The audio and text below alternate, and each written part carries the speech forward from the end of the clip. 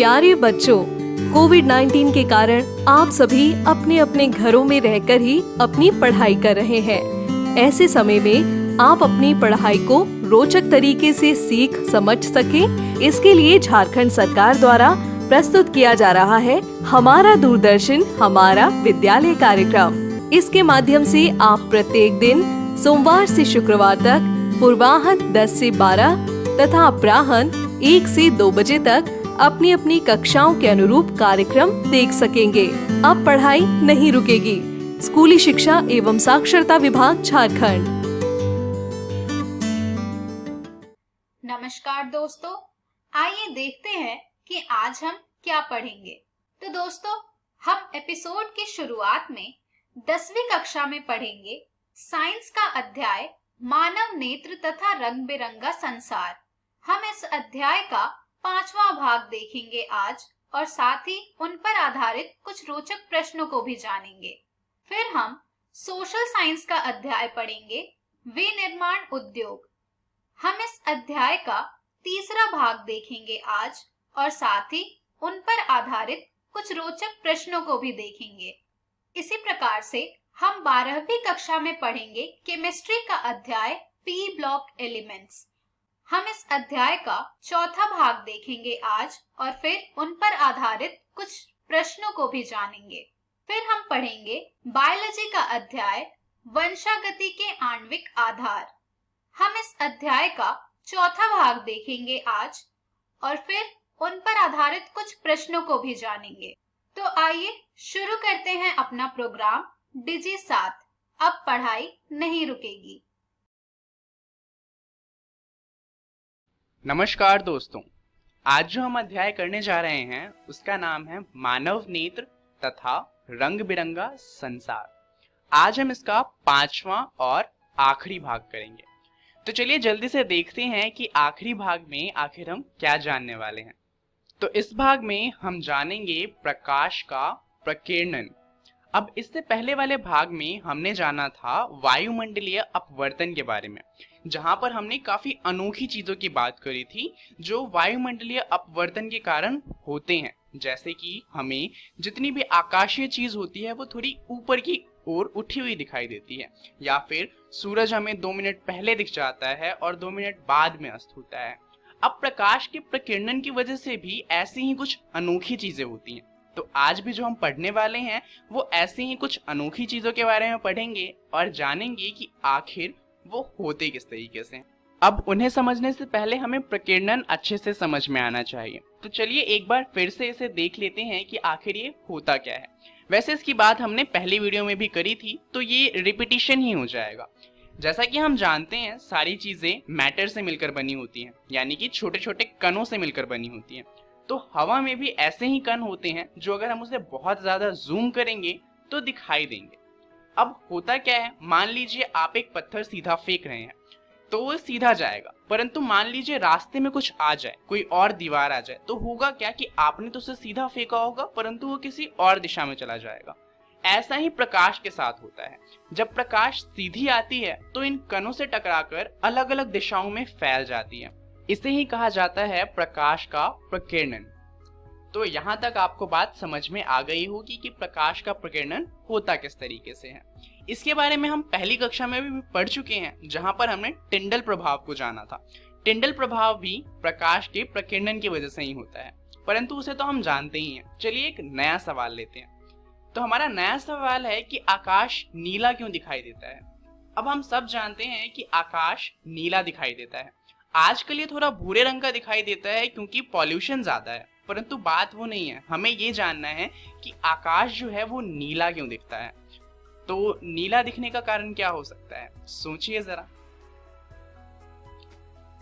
अब जैसा कि हम जानते हैं कि हम प्रकाश का प्रकीर्णन पढ़ रहे हैं, तो जाहिर सी बात है कि उत्तर भी होगा प्रकाश का प्रकीर्णन। पर चलिए समझते हैं कि ये होता किस तरीके से है। अब इसे समझने के लिए हमें कुछ और चीजें भी समझनी होंगी। यहाँ पर लिखा है जब प्रकाश छोटे छोटे कणों पर आपतित होता है तो उसका विभिन्न दिशाओं में प्रकीर्णन हो जाता है। ये तो प्रकीर्णन की ही डेफिनेशन है। अब हमने क्या पढ़ा था कि सफेद रंग के अंदर 7 अलग अलग रंग होते हैं, जैसे कि बैगनी जिसे हम वॉयलेट कहते हैं इंग्लिश में, इंडिगो और ब्लू यानी कि नीला। अब ये जो 3 रंग होते हैं इसके बारे में हमने पढ़ा था कि इनका न्यूनतम तरंग दैर्ध्य होता है। ग्रीन यानी कि जो हरा रंग है उसका तरंग दैर्ध्य बाकियों के कंपेयर में बराबर होता है, यानी कि दोनों के बीच का होता है। और येलो, ऑरेंज और रेड यानी कि लाल रंग जो है, इन तीनों का तरंग दैर्ध्य जो होता है वो बहुत ज्यादा होता है। अब हमने एक बात पढ़ी थी कि न्यूनतम तरंग दैर्ध्य जिन रंगों का होता है उनका प्रकीर्णन बड़ी आसानी से हो जाता है, वहीं पर अधिकतम तरंग दैर्ध्य वाले रंगों का जो प्रकीर्णन है वो उतनी आसानी से नहीं हो पाता। अब यहाँ पर देखिए, ये हमारा अर्थ है। अब इसके आसपास क्या है? हमारा वायुमंडल। अब इसके अंदर कण होते हैं, जैसे कि ऑक्सीजन और नाइट्रोजन के बहुत सारे कण होते हैं। अब होता क्या है कि सूर्य से प्रकाश धरती पर आता है, परंतु धरती पर पहुंचने से पहले वो वायुमंडल में पहुंचता है, और वायुमंडल में ये जो ऑक्सीजन और नाइट्रोजन के अणु हैं, इनसे ये प्रकाश टकराता है, और होता क्या है कि उसका प्रकीर्णन शुरू हो जाता है। अब प्रकीर्णन किन रंगों का सबसे आसानी से हो रहा था? वॉयलेट का, इंडिगो का और ब्लू यानी कि नीले रंग का। अब होता क्या है कि वॉयलेट और इंडिगो का जो प्रकीर्णन होता है वो बहुत पहले ही होना शुरू हो जाता है, परंतु जो ब्लू रंग है यानी कि नीला रंग, उसका प्रकीर्णन बहुत ज्यादा होता है और वो पूरे आकाश में फैल जाता है। तो ये जो तीनों रंग होते हैं, यही तीनों रंग मिलकर आकाश में फैल जाते हैं, और जिसके कारणवश हमें आकाश नीला दिखाई देता है। यहाँ पर आप देख सकते हैं कि प्रकीर्णन किस प्रकार होता है। जैसा कि आप देख सकते हैं यहाँ पर वॉयलेट और इंडिगो यानी कि बैंगनी कलर जो है वो ऊपर की तरफ ही फैल गए हैं, परंतु नीचे आते आते जो नीला रंग है वो सबसे ज्यादा फैल रहा है, और ग्रीन, येलो और ऑरेंज और लाल रंग जो है वो उतना ज्यादा फैलते ही नहीं, वो नीचे आ जाते हैं, और यही कारण है कि आकाश हमें नीला दिखाई देता है। अब यहाँ पर एक बात ध्यान दीजिए कि जो प्रकाश है वो जब आ रहा था तो स्पेस में उसका एक भी बार प्रकीर्णन नहीं हुआ। प्रकीर्णन शुरू कब हुआ? जब जो रोशनी थी वो हमारे वायुमंडल में आई। अब यहाँ पर चलिए बात करते हैं चांद की। चांद में जैसा कि आप जानते हैं वायुमंडल नहीं होता, तो वहां का आकाश कैसा होगा? सोचिए। चलिए जानते हैं। जैसा कि हम जानते हैं जो चांद है उसमें वायुमंडल नहीं होता। अब सूर्य का प्रकाश आएगा, परंतु यहाँ पर कोई कण ही नहीं है जिससे वो टकराए, इस वजह से सूर्य के प्रकाश का प्रकीर्णन हो ही नहीं पाएगा, और इस वजह से ये जो 3 रंग हैं ये प्रकीर्णन नहीं होंगे और चांद का आकाश हमें काला दिखाई देगा, क्योंकि वहां पर कोई भी रंग नहीं फैलेगा। यहाँ पर आप एक फोटो देख सकते हैं जो चांद से ली गई है। यहाँ पर आप सूरज को देख सकते हैं और धरती को भी देख सकते हैं। यहाँ पर सूरज के दिखाई देने का मतलब है कि चांद पर अभी दिन हो रहा है, और यही कारण है कि आप चांद की सतह को भी देख सकते हैं, परंतु आकाश को देखिए, वो पूरा काला दिखाई दे रहा है। यहाँ तक कि वहां पर जो तारे हैं वो भी दिखाई दे रहे हैं। इसका कारण बस ये है कि प्रकाश का प्रकीर्णन नहीं हो पाया और सूर्य से जो रोशनी है वो सीधा हमारे चांद पर आ गई। तो हमारा पहला प्रश्न तो वहीं पर हुआ खत्म। अब आता है हमारा दूसरा प्रश्न, जो हमसे पूछ रहा है कि सूर्योदय और सूर्यास्त के समय जो सूर्य का रंग होता है वो इतना अलग क्यों होता है। अब हम जानते हैं सूर्योदय और सूर्यास्त के समय हमें जो सूरज है वो थोड़ा लाल दिखाई देता है, ये बात आपने भी देखी होगी, परंतु ऐसा क्यों होता है? चलिए इसे समझते हैं। इस पिक्चर को ध्यान से देखिए। जब दिन होता है तो सूर्य हमारे जस्ट ऊपर होता है, और इस वजह से जो सूर्य की रोशनी होती है उसे वायुमंडल में बहुत कम दूरी तय करनी होती है, और इस वजह से उसका प्रकीर्णन भी काफी कम होता है। जैसा कि हम जानते हैं प्रकीर्णन सिर्फ वायुमंडल में होता है, और अगर वायुमंडल में कम दूरी तय करेंगे तो प्रकीर्णन भी कम होगा। परंतु अगर हम बात करें सूर्योदय या सूर्यास्त की, तो उस समय हमारे लिए जो सूर्य होता है वो क्षितिज पर होता है, और क्षितिज से हम तक सूर्य की रोशनी आने के लिए उसे एक लंबी दूरी तय करनी होती है हमारे वायुमंडल में। अब वायुमंडल में जब लंबी दूरी तय करनी होगी तो जितने भी प्रकाश का प्रकीर्णन है जो पहले कम हो रहा था वो भी होना शुरू हो जाएगा। तो दिन के समय जैसे कि जो ऑरेंज है और येलो कलर है उसका प्रकीर्णन उतना नहीं होता था, परंतु सूर्योदय और सूर्यास्त के समय उनका प्रकीर्णन इतना ज्यादा हो जाता है कि वो हम तक पहुंच ही नहीं पाते। दरअसल 7 में से सिर्फ एक ऐसा रंग है जो हम तक पहुंच पाता है, और वो है लाल, और यही कारण है कि हम तक सिर्फ लाल रोशनी पहुंचती है और हमें सूर्य लाल दिखाई देता है। तो चलिए यहाँ पर होता है हमारा दूसरा प्रश्न खत्म। अब आती है तीसरे प्रश्न की बारी, और तीसरा प्रश्न है खतरे के संकेत लाल रंग के क्यों होते हैं। अब ये बात तो आप भी जानते हैं कि खतरे के लिए हम हमेशा लाल रंग दिखाते हैं, जैसे कि रेड लाइट पर रुकने के लिए लाल रंग इस्तेमाल होता है, स्टॉप का सिंबल कहीं बना हो तो वहां पर लाल रंग इस्तेमाल होता है, एग्जिट के लिए हम हरे रंग का इस्तेमाल करते हैं, परंतु अगर फायर एग्जिट हो या फिर कोई इमरजेंसी एग्जिट हो तो वहां पर भी लाल रंग से एग्जिट दर्शाया जाता है। तो आखिर ये सारे खतरे वाले जो सिंबल हैं, जो संकेत हैं, उन्हें लाल क्यों बनाया जाता है। अब आपको शायद लग रहा हो कि लाल रंग हमें दूर से ही दिख जाता हो, उससे हम आकर्षित होते हो, पर दरअसल ऐसा नहीं है। जो पीला रंग है हमारी आंखें उससे ज्यादा आकर्षित होती हैं। यही कारण है कि जो स्कूल बस है उसे पीला बनाया जाता है कि अगर स्कूल बस कहीं पर भी हो तो सब लोगों को वो आकर्षित करे और वो देखकर समझ जाए कि आगे स्कूल बस है और थोड़ा आराम से गाड़ी चलाएं। परंतु लाल रंग का क्या है? दरअसल लाल रंग जो है वो प्रकीर्ण नहीं होती। दरअसल उसका अधिकांश भाग कणों द्वारा प्रकीर्ण हो ही नहीं पाता। यही कारण है कि जब सूर्य क्षितिज पर होता है तब भी हम तक लाल रोशनी पहुंच जाती है।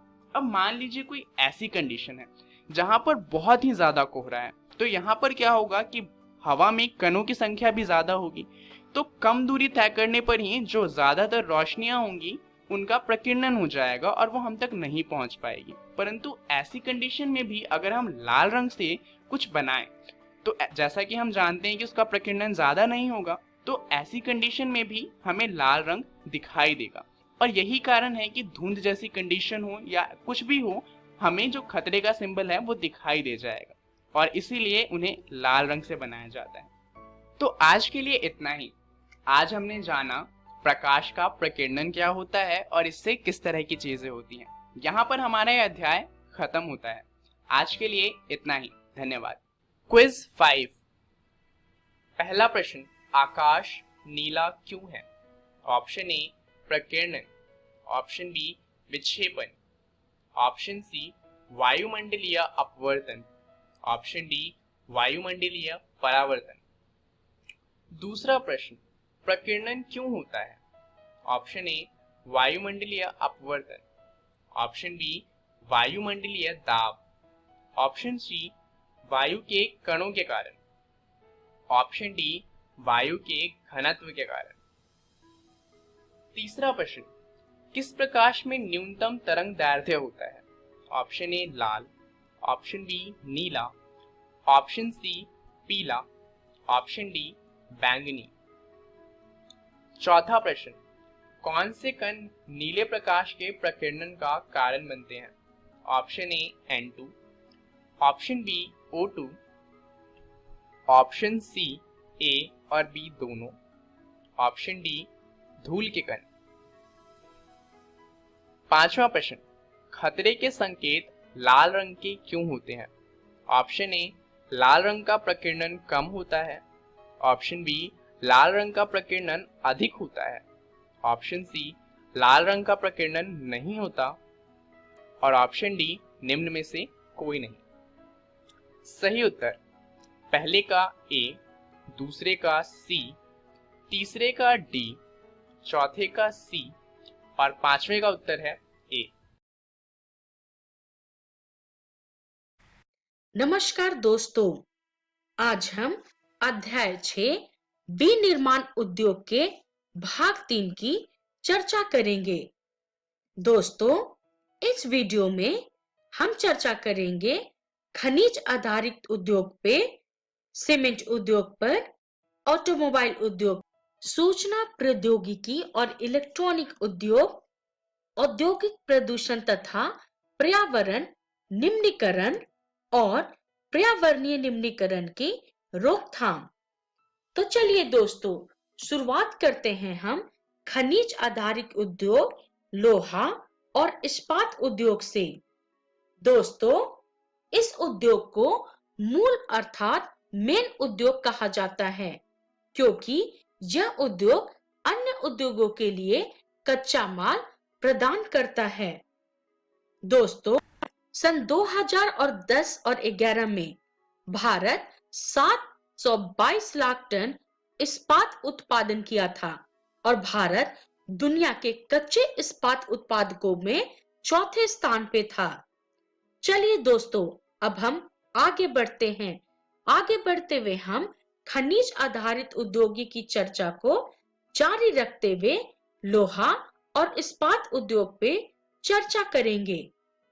दोस्तों, इस उद्योग के लिए लौह अयस्क, चूना पत्थर और कोकिंग कोयले का जो अनुपात है वह है 4:2:1। दोस्तों, इस्पात को कठोर बनाने के लिए इसमें मैग्नीज की कुछ मात्राएं भी आवश्यक होती हैं। दोस्तों, ज्यादातर स्टील प्लांट छोटा नागपुर क्षेत्र में मिलते हैं क्योंकि वहां पे अनुकूल परिस्थितियां स्थित हैं। अनुकूल परिस्थितियों से तात्पर्य है निर्मित माल को बाजार तथा उपभोक्ताओं को पहुंचाने के लिए सक्षम परिवहन की आवश्यकता। दोस्तों, महत्वपूर्ण एकीकृत इस्पात संयंत्र जमशेदपुर, दुर्गापुर, बोकारो, भिलाई, बर्नपुर आदि में हैं। चलिए दोस्तों, अब हम आगे बढ़ते हैं।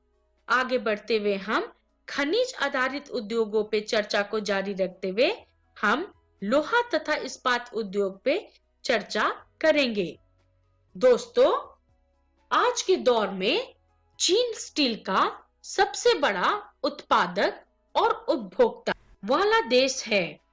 दोस्तों, सन 2004 में भारत स्टील का सबसे बड़ा निर्यातक देश था, जिसके अंतरराष्ट्रीय व्यापार में हिस्सेदारी थी 2.25%।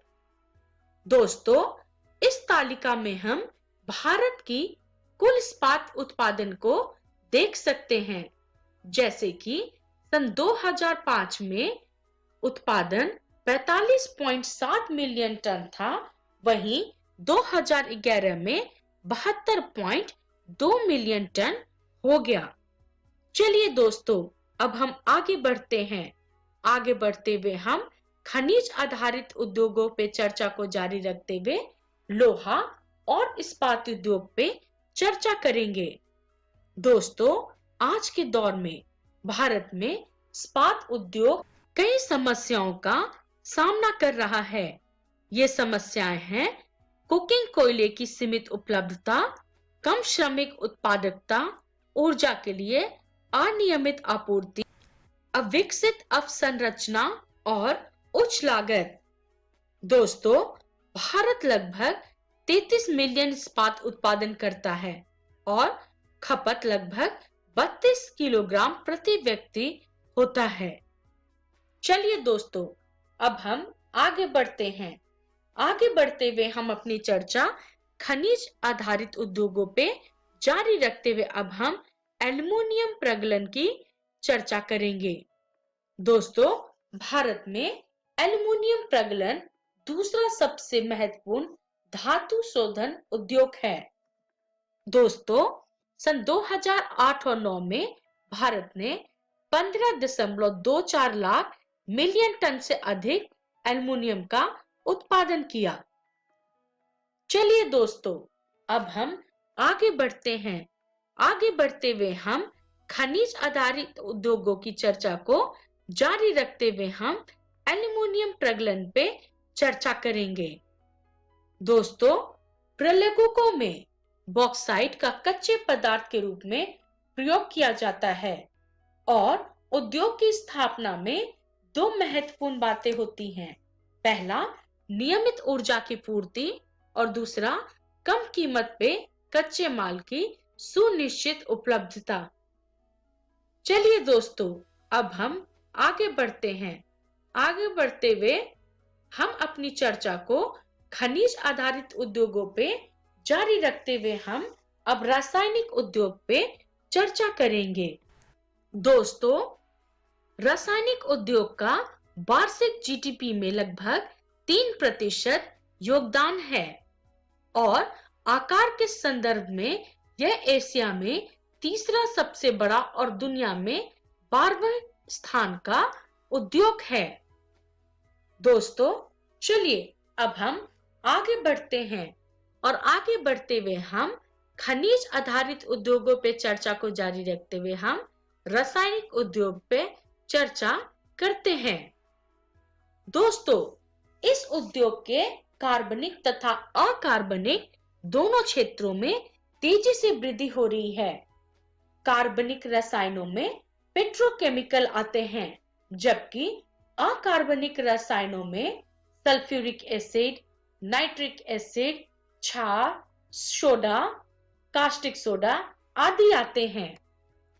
चलिए दोस्तों, अब हम आगे बढ़ते हैं। आगे बढ़ते हुए हम खनिज आधारित उद्योग पे चर्चा को जारी रखते हुए अब हम उर्वरक उद्योग की चर्चा करेंगे। दोस्तों, भारत नाइट्रोजन उर्वरकों को तीसरा सबसे बड़ा उत्पादक है। दोस्तों, उर्वरक उद्योग नाइट्रोजन उर्वरकों, फॉस्फेट उर्वरकों और अमोनियम फॉस्फेट और मिश्रित उर्वरकों के उत्पादन के आसपास ही केंद्रित है। दोस्तों, मिश्रित उर्वरकों में नाइट्रोजन, फॉस्फेट और पोटास का संयोजन होता है। दोस्तों, पोटास पूरी तरह से हमारे देश में आयात किया जाता है। चलिए दोस्तों, अब हम आगे बढ़ते हैं। आगे बढ़ते हुए हम अपनी चर्चा अब सीमेंट उद्योग पे करेंगे। दोस्तों, सीमेंट उद्योग को चूना पत्थर, सिलिका, एल्मुना और जिप्सम जैसे भारी कच्चे माल की आवश्यकता होती है और यही वजह है कि सन 1904 में भारत में पहला सीमेंट संयंत्र स्थापित किया गया था और इसकी स्थापना चेन्नई में हुई थी। दोस्तों, बंदरगाहों के निकटता के कारण गुजरात में कई सीमेंट संयंत्र हैं। तो दोस्तों, भारत में 128 बड़े और 323 छोटे सीमेंट प्लांट स्थित हैं। चलिए दोस्तों, अब हम आगे बढ़ते हैं। आगे बढ़ते हुए अब हम चर्चा करेंगे मोटर गाड़ी उद्योग पे। दोस्तों, वर्तमान में भारत में 15 कार और बहुउपयोगिता वाले वाहन, 9 वाणिज्य वाले वाहन, 14 2 और 3 पहियों वाले वाहन का निर्माता है। दोस्तों, दिल्ली, गुड़गांव, मुंबई, पुणे, चेन्नई, कोलकाता, लखनऊ, इंदौर, हैदराबाद, जमशेदपुर, बेंगलोर, सानन, पतनगर आदि ऑटोमोबाइल उद्योगों के प्रमुख केंद्र हैं। चलिए दोस्तों, अब हम आगे बढ़ते हैं। आगे बढ़ते हुए अब हम चर्चा करेंगे सूचना प्रौद्योगिकी और इलेक्ट्रॉनिक उद्योग पे। दोस्तों, बेंगलोर को अक्सर भारत की इलेक्ट्रॉनिक राजधानी कहा जाता है। दोस्तों, देश में 18 सॉफ्टवेयर प्रौद्योगिकी पार्क हैं और वे सॉफ्टवेयर विशेषज्ञों को एकल खिड़की सेवा और उच्च डेटा संचार प्रदान करते हैं। दोस्तों, 31 मार्च 2005 तक आईईटी उद्योग में 10 लाख से अधिक व्यक्ति कार्यरत थे और यह उद्योग जो है या इस क्षेत्र में 30% महिलाएं कार्य करती हैं। दोस्तों, यह उद्योग विदेशी मुद्रा का एक प्रमुख आयोजक है। चलिए दोस्तों, अब हम आगे बढ़ते हैं। आगे बढ़ते हुए अब हम चर्चा करेंगे औद्योगिक प्रदूषण तथा पर्यावरण निम्नीकरण पे। दोस्तों, वायु प्रदूषण, carbon dioxide, carbon monoxide, sulphur dioxide आदि जैसे गैसों के उत्सर्जन के कारण होता है।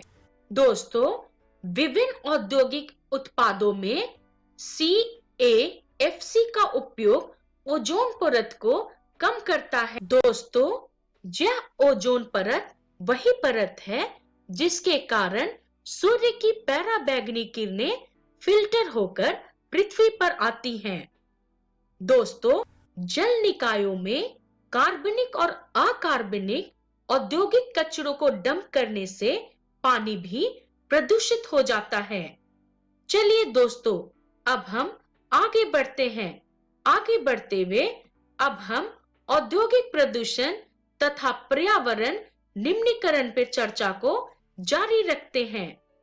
दोस्तों, मशीनों, सायरन, ड्रिलिंग, पंखे आदि से उत्पन्न उच्च तीव्रता की ध्वनि के कारण ध्वनि प्रदूषण होता है। दोस्तों, उद्योगों के लिए कच्चा माल प्राप्त करने के लिए खनन गतिविधि के कारण भी पर्यावरण का निम्नीकरण होता है। वहीं पर भूमि क्षरण, वनों की कटाई, मृदा अपरदन, जल भराव आदि खनन गतिविधियां पर्यावरण का निम्नीकरण के कारण हैं। चलिए दोस्तों, अब हम आगे बढ़ते हैं। आगे बढ़ते हुए अब हम पर्यावरणीय निम्नीकरण की रोकथाम पे चर्चा करते हैं।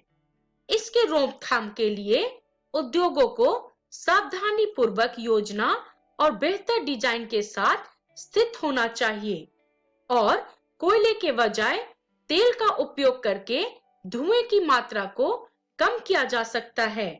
दोस्तों, जीवाश्म ईंधन के बजाय ऊर्जा के गैर पारंपरिक स्रोतों का उपयोग किया जाना चाहिए।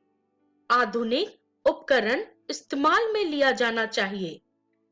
चलिए दोस्तों, अब हम आगे बढ़ते हैं। आगे बढ़ते हुए हम पर्यावरणीय निम्नीकरण की रोकथाम की चर्चा को जारी रखते हैं। दोस्तों, पर्यावरणीय निम्नीकरण की रोकथाम के लिए नदियों में पानी का निर्वहन करने से पहले अपशिष्ट जल का उचित उपचार किया जाना चाहिए। कचरे को डंप करने के लिए भूमि भरने की विधि को अपनाया जाना चाहिए। प्रदूषणकारी उद्योग कस्बों और शहरों से दूर होने चाहिए। तो चलिए दोस्तों, अब हम आगे बढ़ते हैं और चर्चा करते हैं कि इस वीडियो में हमने क्या सीखा।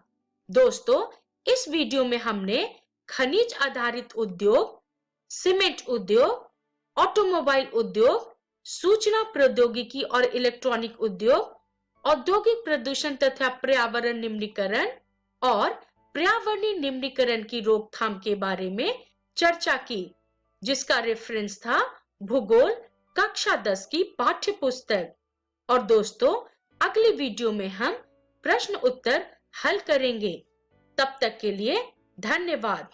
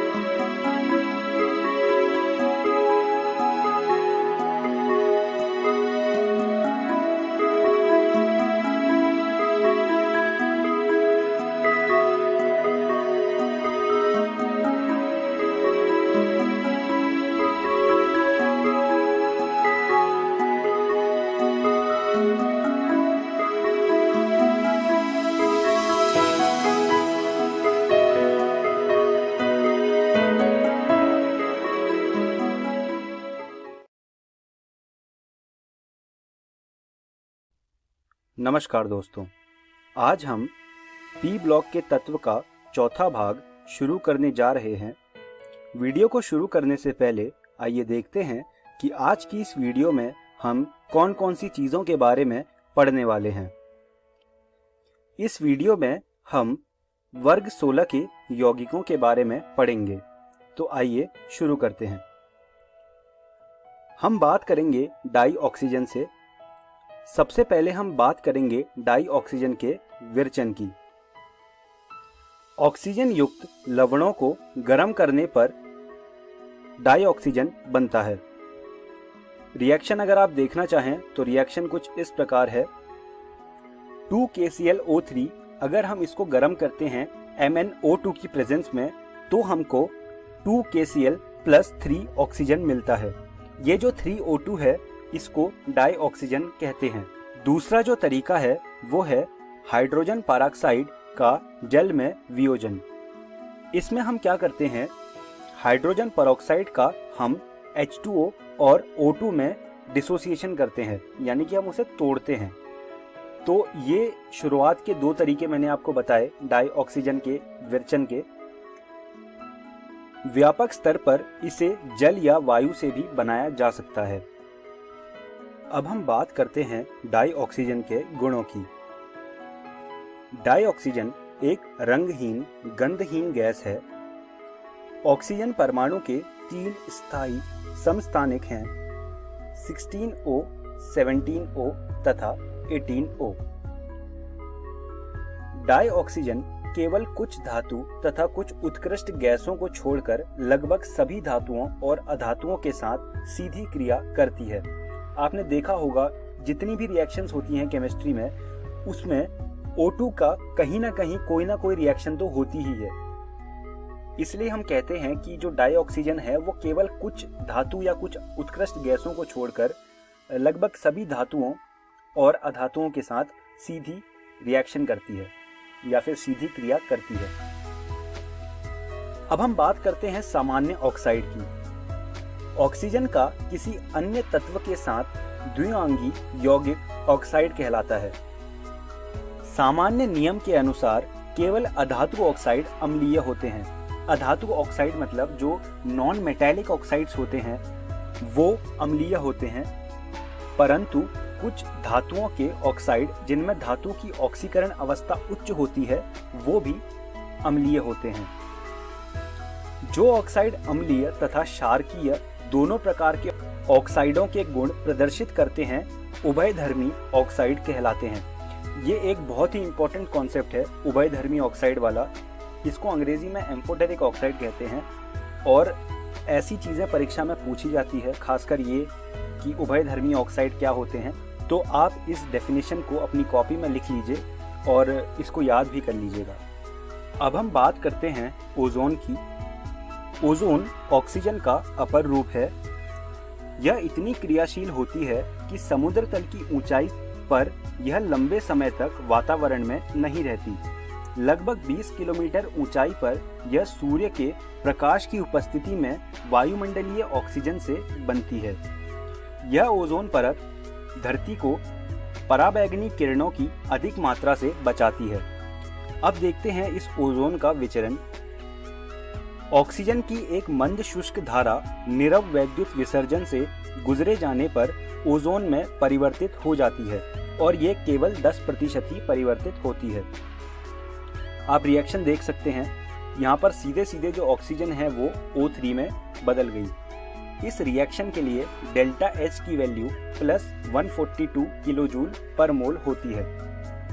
अब बात करते हैं ओजोन के गुणों की। शुद्ध ओजोन एक हल्की पीत नीली गैस, गहरा नील द्रव तथा बैगनी काला ठोस होती है।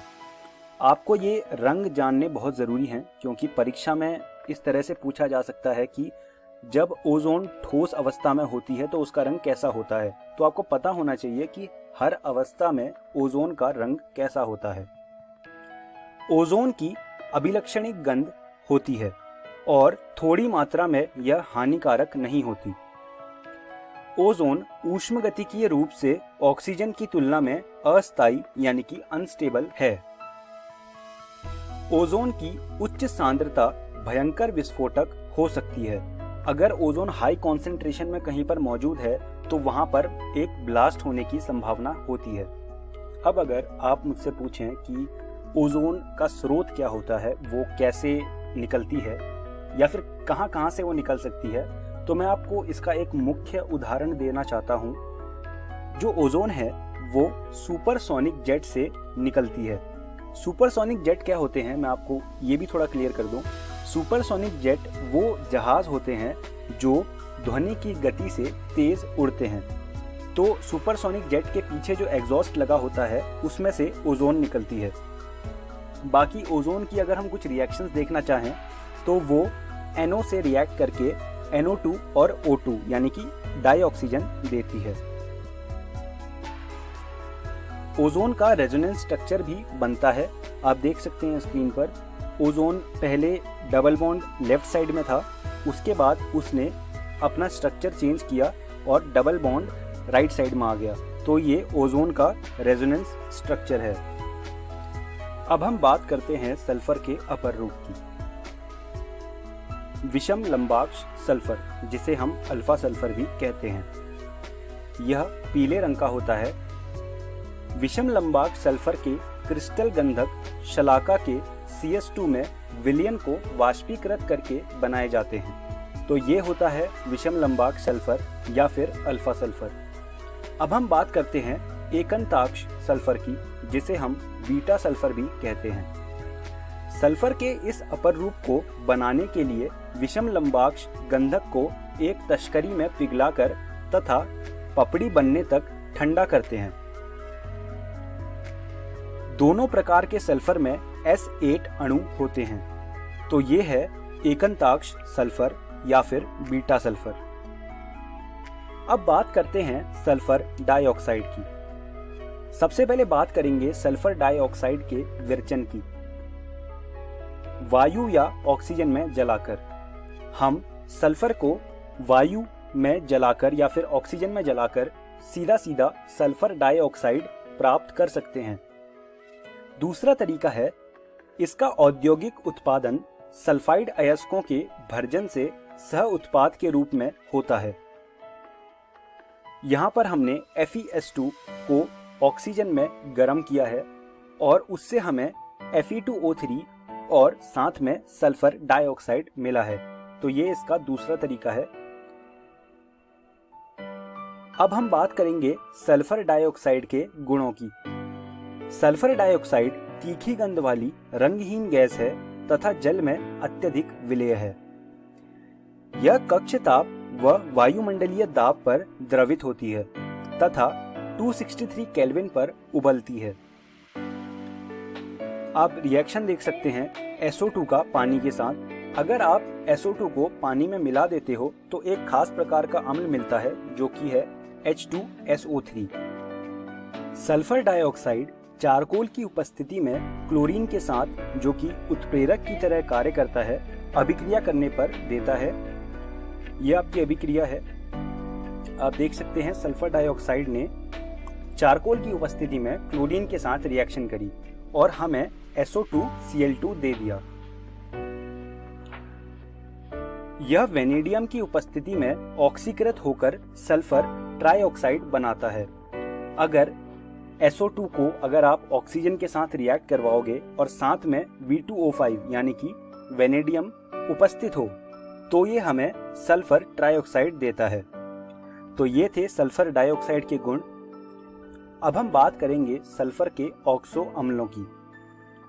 सल्फर का पहला ऑक्सो अम्ल होता है सल्फ्यूरस अम्ल। इसका फॉर्मूला H2SO3 है और डायग्राम आपके सामने है। आप डायग्राम, फॉर्मूला और उसका नाम साथ साथ लिखते जाइए और इनको आपको बाद में याद भी करना है क्योंकि ये परीक्षा में पूछे जाते हैं। दूसरा जो ऑक्सो अम्ल है वो है सल्फ्यूरिक अम्ल, जो H2SO4 होता है। ये तो काफ़ी पॉपुलर है तो ये आपको पता होना चाहिए। उसके बाद आता है पर ऑक्सो डाइसल्फ्यूरिक अम्ल, जिसका फॉर्मूला होता है H2S2O8।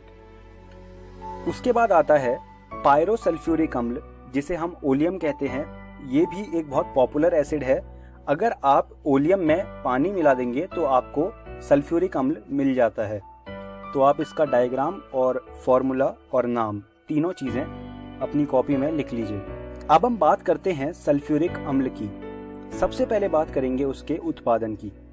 सल्फ्यूरिक अम्ल का उत्पादन संस्पर्श प्रक्रम द्वारा 3 चरणों में संपन्न होता है। संस्पर्श प्रक्रम को अंग्रेजी में कॉन्टैक्ट प्रोसेस कहते हैं। पहला जो इसका स्टेप होता है या फिर पहला जो इसका चरण होता है, उसमें हम सल्फर अथवा सल्फाइड अयस्कों को वायु में जलाकर सल्फर डाइऑक्साइड का उत्पादन करते हैं। फिर हम V2O5 की उपस्थिति में ऑक्सीजन के साथ अभिक्रिया कराकर SO2 का SO3 में परिवर्तन करते हैं। और तीसरा और आखिरी चरण, इसमें हम SO3 को सल्फ्यूरिक अम्ल में अवशोषित करके H2S2O7 प्राप्त करते हैं। ये होता है पूरा कॉन्टैक्ट प्रोसेस का एक स्ट्रक्चर। आप इसको देख लीजिए, अपनी कॉपी में बना लीजिए। हालांकि ये परीक्षा में पूछा नहीं जाता, पर आपको पता होना चाहिए कि जो स्ट्रक्चर है वो किस प्रकार दिखता है और वो काम कैसे करता है।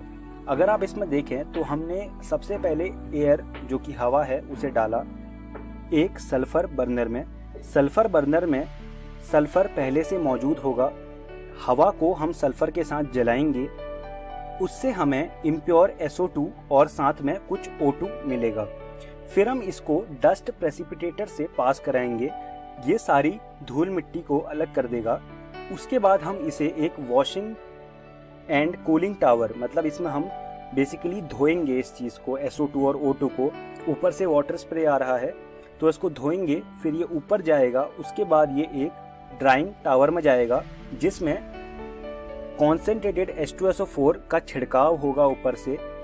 फिर ये सूख जाएगा क्योंकि H2SO4 पूरे पानी को सोख लेता है और यहाँ से वेस्ट एसिड बाहर निकल जाएगा।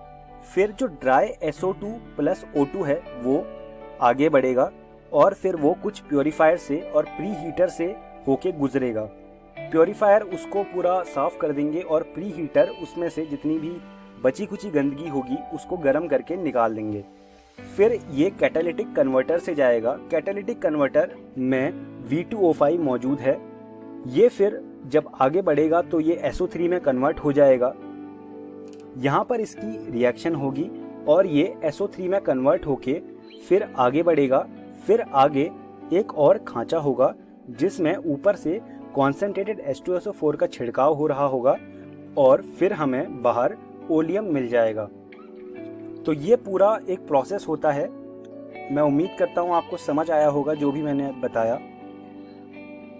आप इस डायग्राम को बना लीजिए और पूरा लिख लीजिए इसको, जो भी लेबलिंग दी हुई है। और ये डायग्राम आपकी NCERT में भी बना हुआ है। आप वहाँ जाकर इसको दोबारा देखिएगा और जो मैंने समझाया है उस हिसाब से समझने की कोशिश कीजिएगा। अब आगे बढ़ते हैं और बात करते हैं सल्फ्यूरिक अम्ल के गुणों की। सल्फ्यूरिक अम्ल एक रंगहीन गाढ़ा तैलीय द्रव है। यह जल में अत्यधिक ऊष्म निर्गमन के साथ घुलता है। सांद्र सल्फ्यूरिक अम्ल को जल में कम मात्रा में धीमे धीमे डालना चाहिए तथा उसे लगातार हिलाते रहना चाहिए। ऐसा इसलिए करने को कहते हैं क्योंकि अगर आप उल्टा करेंगे, यानी कि अगर आप अम्ल के ऊपर जल डाल देंगे तो वहां पर एक ब्लास्ट होने के चांसेस हैं और इससे आपको जल सकता है, आपको लग सकता है। तो आपको ऐसा नहीं करना। आपको जल में अम्ल को धीरे धीरे कम मात्रा में डालना चाहिए और उसे हिलाते रहना चाहिए। सांद्र सल्फ्यूरिक अम्ल एक प्रबल निर्जलन कर्मक है। निर्जलन मतलब ये पानी को सोख लेता है। यह नम गैसों को शुष्क करने के लिए प्रयोग किया जाता है। अभी हमने देखा, जब हमने कॉन्टैक्ट प्रोसेस पढ़ा, उसमें जो हमारा पीछे से एक मिक्सचर चल के आ रहा था उसे जब हमें सुखाना पड़ा तो उसके लिए हमने कॉन्सेंट्रेटेड H2SO4 यानी कि सांद्र सल्फ्यूरिक अम्ल का इस्तेमाल किया था। अभी हमने थोड़ी देर पहले कॉन्टैक्ट प्रोसेस में भी ये चीज़ देखी थी कि जो पीछे से चल के मिक्सचर आ रहा था उसको हमें सुखाने के लिए सांद्र सल्फ्यूरिक अम्ल का इस्तेमाल करना पड़ा था। गर्म सांद्र सल्फ्यूरिक अम्ल एक मध्यम प्रबलता का ऑक्सीकारक है। आप इसे आगे देखेंगे जब हम ऑर्गेनिक केमिस्ट्री पढ़ेंगे। उसमें हर जगह जहाँ पर भी हमको ऑक्सीडेशन करना होता है हम मोस्ट ऑफ द टाइम सांद्र सल्फ्यूरिक अम्ल को ही लेते हैं। तो ये थे सल्फ्यूरिक अम्ल के गुण। सल्फ्यूरिक अम्ल इस पूरे चैप्टर में एक बहुत ही इम्पॉर्टेंट टॉपिक है। आप इसको बहुत ही ध्यान से पढ़िएगा। परीक्षा में इससे प्रश्न आने की बहुत ज़्यादा संभावना है। अब हम इस वीडियो के अंत में आ गए हैं। आइए जानते हैं कि आज की इस वीडियो में हमने क्या सीखा। आज हमने वर्ग 16 के यौगिकों के बारे में पढ़ा। मैं उम्मीद करता हूं आपको मेरी पढ़ाई हुई सारी चीज़ें समझ आई होंगी और आपको यह सुझाव दूंगा कि आप इन सब चीज़ों को रसायन विज्ञान की NCERT से पढ़ लीजिएगा। अगली वीडियो में हम वर्ग 17 के तत्वों के बारे में पढ़ेंगे। फिर उसके बाद हम वर्ग 17 के तत्वों के भौतिक गुणों के बारे में पढ़ेंगे और आखिरी में हम वर्ग 17 के तत्वों के रासायनिक गुणों के बारे में पढ़ेंगे। धन्यवाद दोस्तों।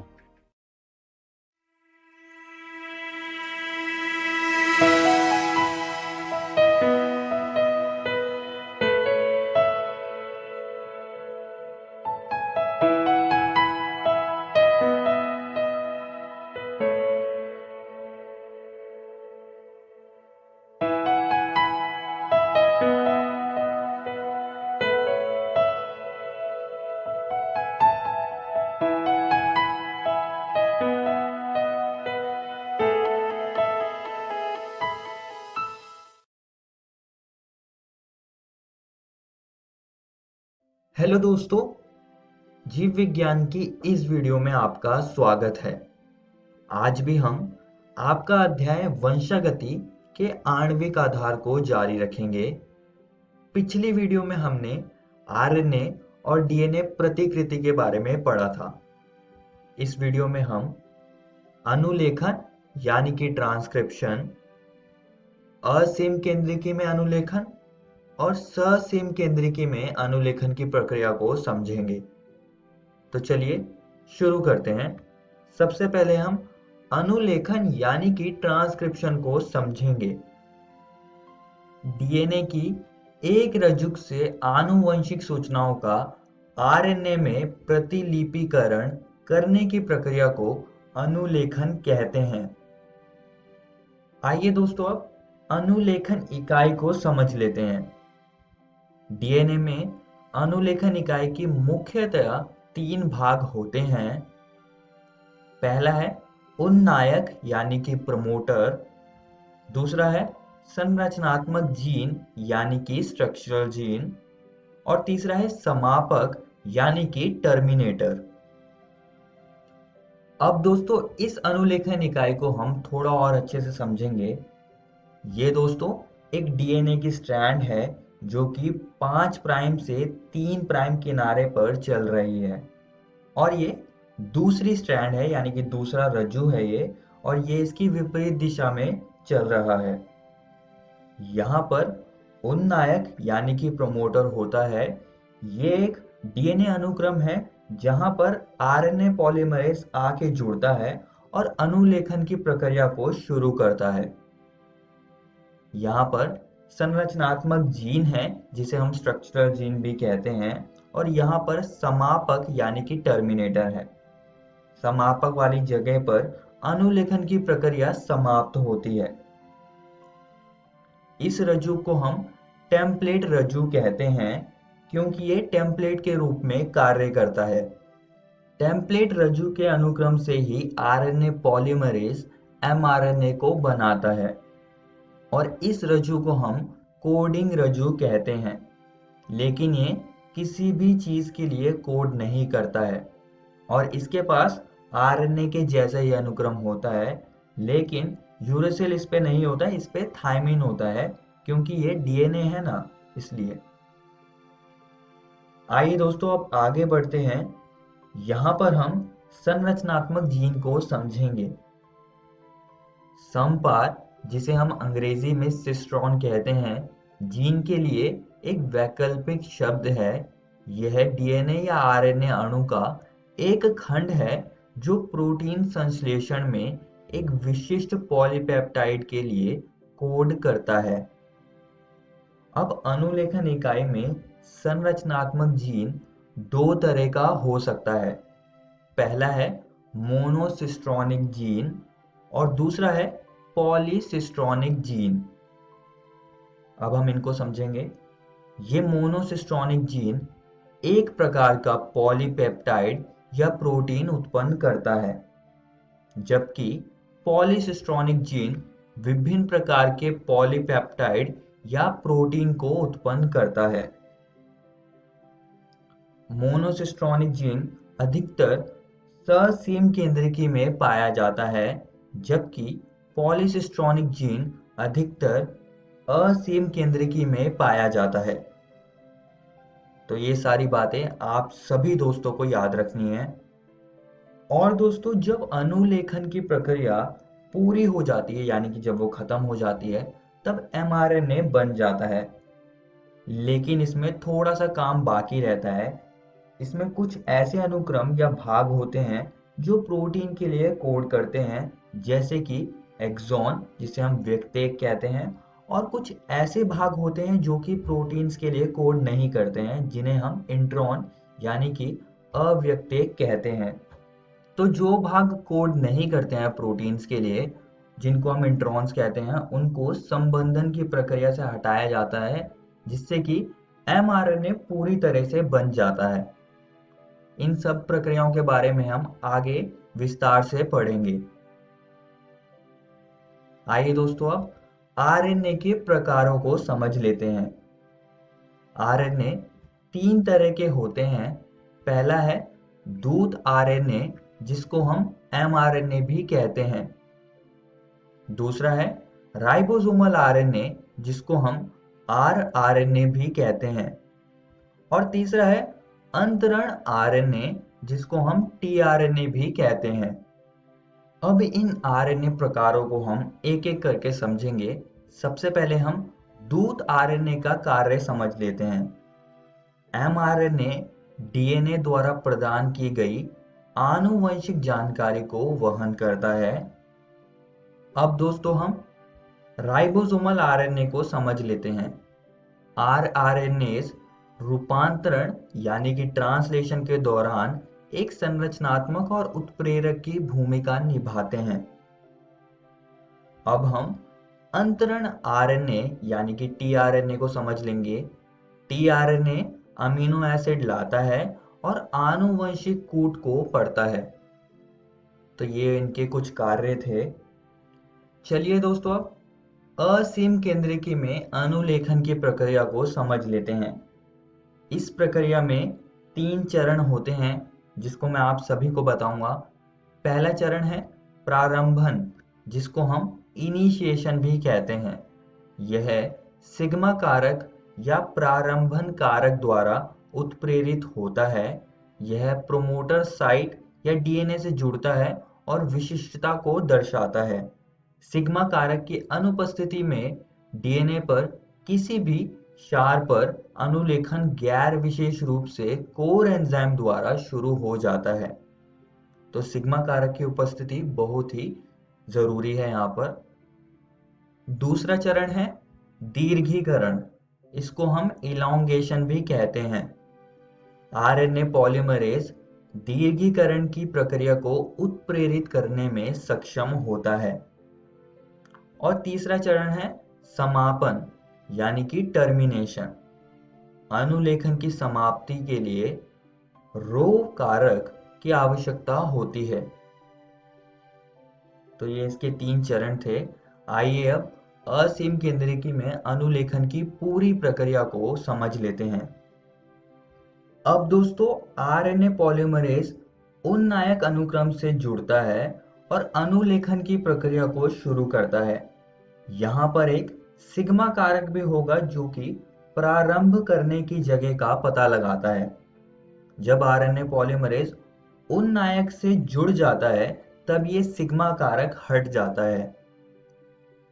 यहाँ पर डीएनए द्विकुंडली संरचना खुलती है और आरएनए पॉलीमरेज यहाँ पर एमआरएनए बनाएगा। वो कुछ ऐसे करके एमआरएनए बनाता है।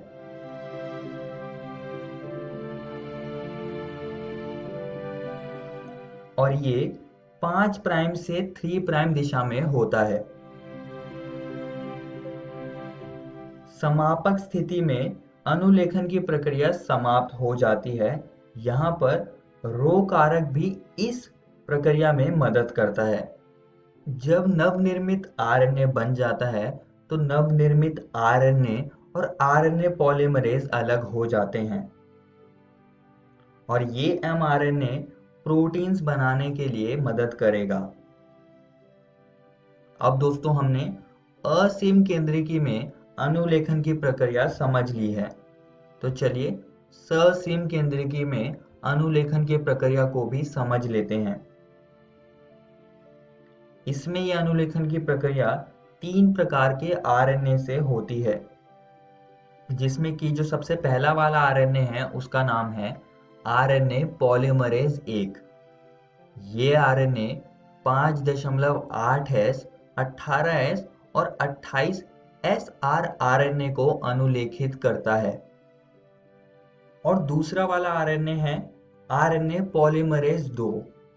ये आरएनए दूत आरएनए के पूर्ववर्ती रूप विषमांगी केंद्रकीय आरएनए का अनुलेखन करते हैं। और तीसरे प्रकार का आरएनए है आरएनए पॉलीमरेज 3। ये अंतरण आरएनए यानी कि टीआरएनए, 5SR आरएनए व SNRNA के अनुलेखन के लिए जिम्मेदार है। आइए दोस्तों, अब ससिम केंद्रिकी में अनुलेखन कैसे होता है उसको हम जान लेते हैं। तो जैसा कि आप देख सकते हैं कि ये एक डीएनए है और यहाँ पर इसके जीन्स होते हैं।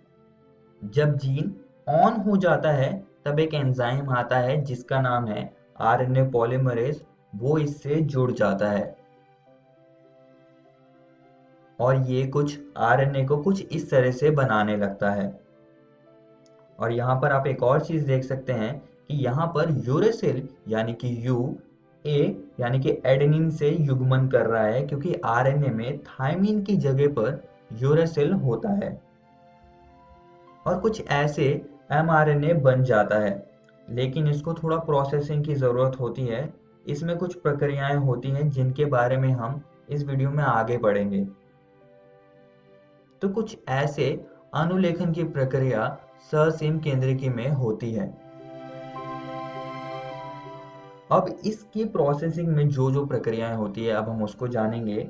तो उसमें जो एक प्रक्रिया होती है उसको हम कहते हैं आच्छादन, जिसको हम कैपिंग कहते हैं। इसमें एक असाधारण nucleotide methyl guanosine triphosphate 5 prime किनारे पर जोड़ा जाता है और इसी को हम कैपिंग कहते हैं। फिर संबंधन की प्रक्रिया से इंट्रॉन्स यानी कि अव्यक्तेक को हटाया जाता है। फिर एक और प्रक्रिया होती है जिसको हम कहते हैं पुच्छन यानी कि टेलिंग। इस प्रक्रिया में 3 प्राइम किनारे पर एडेनिन रेजिड्यू को जोड़ा जाता है, जिससे कि पॉली ए पुछ यानी कि पॉली ए टेल बन जाती है। फिर इसके बाद एमआरएनए यानी कि मैसेंजर आरएनए पूरी तरह से तैयार होता है। न्यूक्लियस यानी कि केंद्रक से बाहर जाकर ये प्रोटीन बनाने का काम करता है। इस प्रक्रिया को हम रूपांतरण यानी कि ट्रांसलेशन कहते हैं और इसके बारे में हम इससे अगली वीडियो में पढ़ेंगे। इस वीडियो में हमने अनुलेखन की प्रक्रिया के बारे में पढ़ा और इसमें हमने अनुलेखन की इकाई और असीम केंद्रिकी और ससीम केंद्रिकी में अनुलेखन कैसे होता है उसके बारे में भी हमने चर्चा करी। और दोस्तों, मैं आप सभी को एक और बात बताना चाहता हूँ कि आज हमने आपकी एनसीईआरटी किताब का ये टॉपिक खत्म कर लिया है। आप इसको जरूर घर से किताब से पढ़कर आइएगा। अगली वीडियो में हम आनुवंशिक कूट यानी कि जेनेटिक कोड और रूपांतरण यानी कि ट्रांसलेशन की प्रक्रिया को समझेंगे। धन्यवाद।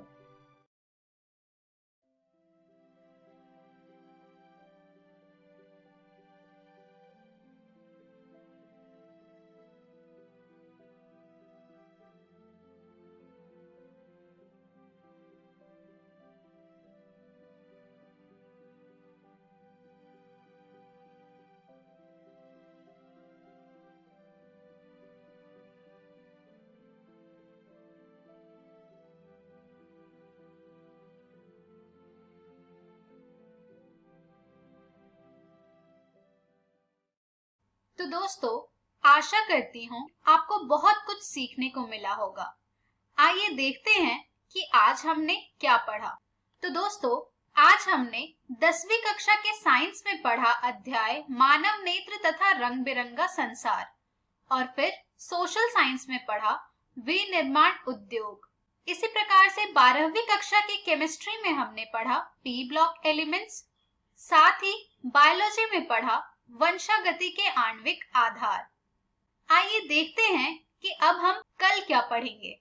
तो दोस्तों, हम कल 10वीं कक्षा में पढ़ेंगे प्रेपोजिशन। हम इसका दूसरा भाग देखेंगे कल। साथ ही हिंदी में हम पढ़ेंगे मुहावरे, इसका भी हम दूसरा भाग देखेंगे कल।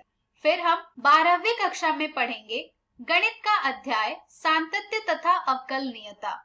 हम इसका 7वां भाग देखेंगे कल। और फिर हम फिजिक्स में पढ़ेंगे अध्याय किरण प्रकाशिकी एवं प्रकाशिक यंत्र। हम इसका 10वां भाग देखेंगे कल। इस प्रसारण से संबंधित सुझाव, अपने प्रश्न इत्यादि आप हमें jcertrg@gmail.com तथा टोल फ्री नंबर 1800 5728 585 पर संपर्क कर सकते हैं।